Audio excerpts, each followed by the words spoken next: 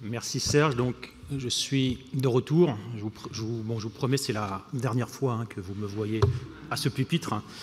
En tant que grand témoin, alors politiquement correct, comme on ne veut pas dire un ancien, un vieux chercheur, on dit un grand témoin. Je pense qu'on peut dire ça comme ça.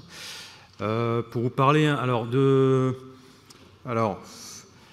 il y a beaucoup de choses à dire sur cette séquence. J'ai effectivement travaillé plus longtemps dans ma carrière sur des questions de ressources naturelles et d'environnement, avec une vision en gros qui a un peu plus de 30 ans. Donc je vais te donner aussi une vision un peu historique, même si c'est extrêmement partiel, dans la mesure où j'ai plutôt me concentrer sur l'économie, un petit peu moins sur la sociologie. J'ai un peu parlé des thématiques de mon ancien labo, donc l'école d'économie de Toulouse, avant l'ERNA. Et voilà. Alors, ce que je voudrais dire d'abord, c'est qu'en termes un peu d'histoire des travaux sur l'environnement et les ressources, il me semble, alors je peux me tromper parce que j'étais pas là avant les années 90, mais c'est un peu finalement le parallèle qu'on peut faire avec ce que présentait Egisio ce matin sur des travaux d'abord qui étaient en fait assez technico-économiques, tournés sur le niveau ferme française, voire européenne, et se poser la question finalement de quels étaient les impacts environnementaux des pratiques, et vraiment des pratiques agricoles, d'élevage. Donc c'était déjà des premiers travaux qui étaient assez ciblés. Et ce qui est assez intéressant, c'est que progressivement, on est allé vers une vision qui englobait finalement les systèmes, donc les systèmes d'élevage, les systèmes de culture, en passant donc de pratiques extrêmement précises, dosage d'azote, dosage de pesticides, irrigation dans certains cas, à la question finalement, est-ce qu'on peut avoir une vision de l'empreinte globale d'un système, plutôt un système français et si possible européen, et assez peu finalement d'expérience de pays du Sud, enfin de pays extra-européens, et on ne se posait pas encore la question, me semble-t-il, d'impact du changement global sur l'évolution de ces pratiques et l'évolution de ces systèmes. Donc ça, c'était un peu cette vision un peu historique qui a beaucoup évolué en fait, je dirais, je pense que ça a commencé vraiment dans les années 80, avec quelque chose qui est assez intéressant, c'est qu'il y a eu une évolution finalement sur 3 domaines qui ne sont pas directement liés à l'agriculture au sens strict. C'est l'économie forestière. À l'époque, c'était à Nancy, dans notre département, le laboratoire d'économie forestière. Et là, je voudrais rendre hommage à Dominique Normandin, qui a vraiment été quelqu'un qui a vraiment eu une place importante dans ce laboratoire-là. Ensuite, c'était l'évaluation contingente. Et là, je voudrais rendre hommage à Brigitte Dezègue, qui a été quand même, je pense, une des toutes premières enseignantes chercheuses. À l'époque, elle était à Bordeaux avant de partir à Paris, qui a travaillé avec des collègues INRA de l'époque sur l'évaluation contingente. Et à l'époque, le constat, moi j'ai partagé cet a priori en me disant que c'était des méthodes intéressantes, mais en termes académiques, ça n'apportait pas forcément beaucoup. Et le futur m'a montré que je me trompais quand même dans une certaine mesure. Et la troisième chose, c'était l'analyse du secteur de l'eau, avec l'analyse des comportements d'usage de l'eau et le fonctionnement des services d'eau. Et ce n'était pas quelque chose qui, à l'époque, était considéré comme dans le périmètre INRA.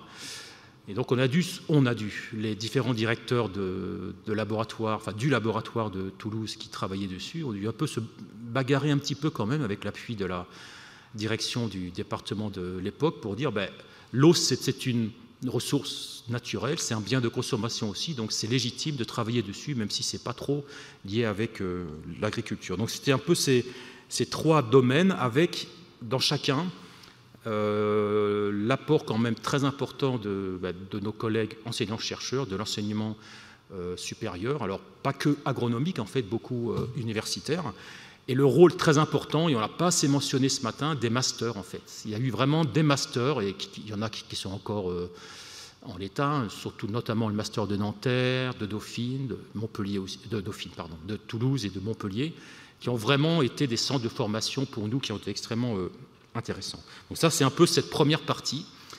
La deuxième partie, qui est arrivée un peu après, mais ça a utilisé quand même beaucoup des choses dont on a parlé ce matin, c'est le couplage de modèles économiques avec des modèles agronomiques, hydrologiques et plus tard écologiques.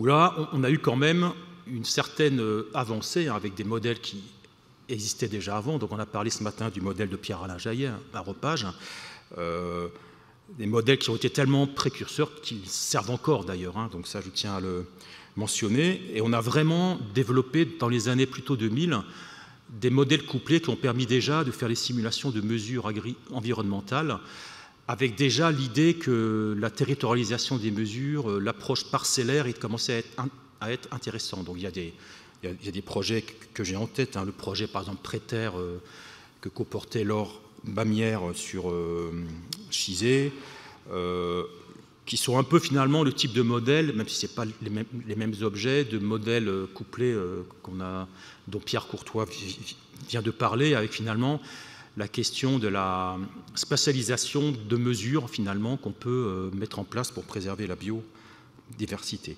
Sur ce couplage de modèles, qui est vraiment quelque chose qui a été stratégiquement important pour notre département et qui l'est encore, je pense, c'était le rôle extrêmement, de mon point de vue, accélérateur extrêmement intéressant des travaux qu'on a fait avec l'unité Astro de Guadeloupe, de Basse-Terre, sur le couplage de modèles agroéconomiques, sur des questions d'utilisation de plantes de culture dans les bananeraies, c'est aller ensuite sur des questions de gestion du compost, gestion de la biomasse. Donc c'est vraiment un territoire petit sur lequel on a vraiment pu travailler de façon extrêmement intéressante, et je pense que ça nous a fait progresser, même si c'était un territoire extra-européen, clairement. Voilà, ça nous a permis de peut-être mieux se comprendre dans certains cas avec certains agronomes. Voilà, ça c'était à mon avis pas mal.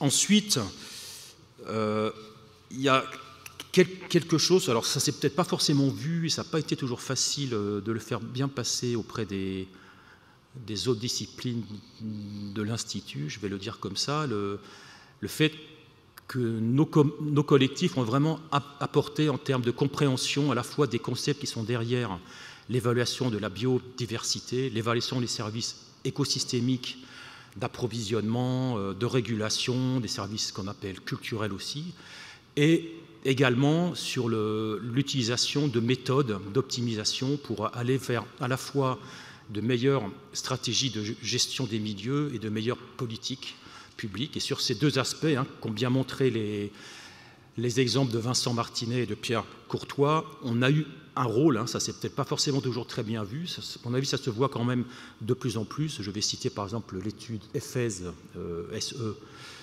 l'EFES AE, portée par la DEPE, voilà, qui a permis finalement de montrer que les modélisateurs qui utilisent vraiment des données de terrain, d'écologie, ce n'est pas que des modélisateurs du département Matnum avec des écologues du département Écodiv. Il y a des économistes aussi qui peuvent travailler sur ces terrains-là.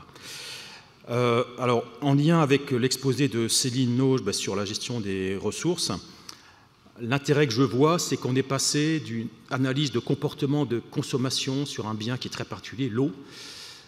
L'eau, voilà, ça a besoin, il y a des normes de qualité qui sont importantes, qui font qu'on ne peut pas le déconnecter quand même complètement du fonctionnement du service d'eau et de la qualité des eaux brutes, donc des pratiques agricoles.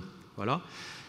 Et c'est un bien de consommation aussi, qu'on doit considérer comme tel, voilà, avec ses particularités. Et là, je me rappelle la phrase d'un ancien chef de département, qui est là, c'est Hervé, qui nous a dit, vous les Toulousains, c'est bien de travailler sur la consommation d'eau, mais à partir d'un certain moment, il faut peut-être monter un peu, aller un peu à comprendre les superstructures, même si ce n'est pas le terme néo-marxiste que tu aurais utilisé peut-être, Hervé, je ne sais pas, mais comprendre un peu la politique, gouvernance du secteur. Et donc, c'est un effort qu'on a fait avec maintenant des travaux qui vont au-delà de la simple compréhension des comportements d'usage. Ça permet de comprendre finalement la construction des politiques publiques dans le secteur de l'eau, ça permet de comprendre les stratégies des agences de l'eau, ça permet aussi de comprendre finalement, avec des concepts d'économie publique, que certains modes de tarification peuvent être intéressants ou pas. Donc on a vu avec Céline Nauge qu'il faut faire extrêmement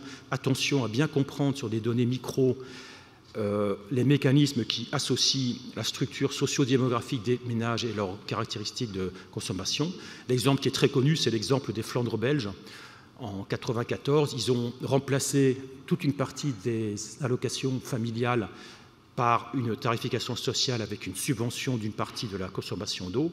Ils se sont plantés complètement parce que la particularité des ménages belges flamands, c'est que justement les ménages riches ont beaucoup d'enfants, et donc c'était le cas exactement que mentionnait Céline.